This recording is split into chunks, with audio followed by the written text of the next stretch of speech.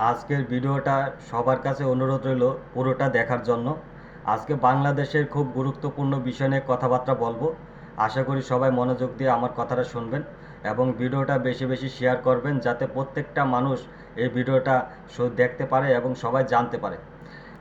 15 বছর পর আজকে বাংলাদেশের মানুষ একটা স্বাধীন রাষ্ট্র দেখলো, কিন্তু এর ভিতরও দেখা গেছে অনেক ঘর ভাঙচুর, অনেক জায়গায় অগ্নিকাণ্ড।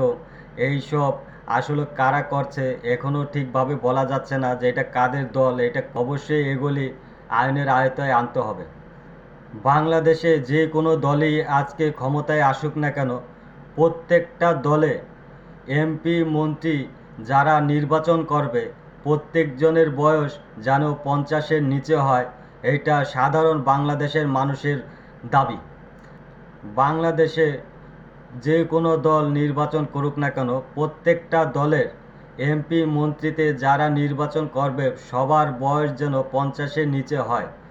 কারণ যতই ভালো মানুষ বাংলাদেশে হোক না কেন, তার বয়স যদি 50-এর উপর হয়, আসলে সে শেষ সময়টা বুঝতে পারে যে আমার হাতে বেশি সময় নেই। সে যতই ভালো মানুষ হোক না কেন, সে দেশে দুর্নীতি করবে।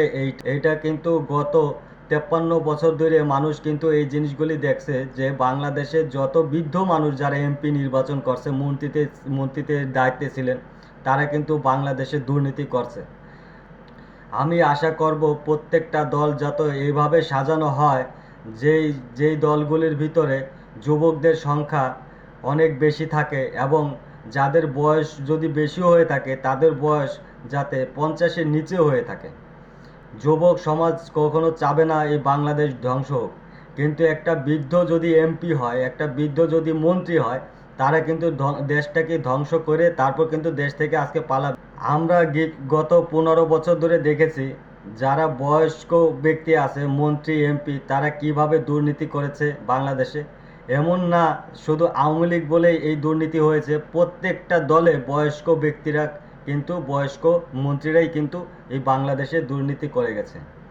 তাই বাংলাদেশের মানুষকে সচেতন করার জন্য আমার এই ভিডিও, এই আহ্বান। আশা করি এই ভিডিওটা আপনারা সবাই শেয়ার করে দেবেন, প্রত্যেকটা মানুষের কাছে যাতে এই ভিডিওটা যায় পৌঁছায়, প্রত্যেকটা দলীয় লোকের কাছে যাতে আমার ভিডিওতে যায় পৌঁছায়। আপনারা ওইভাবে এই ভিডিওটা সবার কাছে শেয়ার করবেন। বাংলাদেশের নতুন এক অধ্যায় শুরু হোক। আশা করি সবাই ভালো থাকবেন।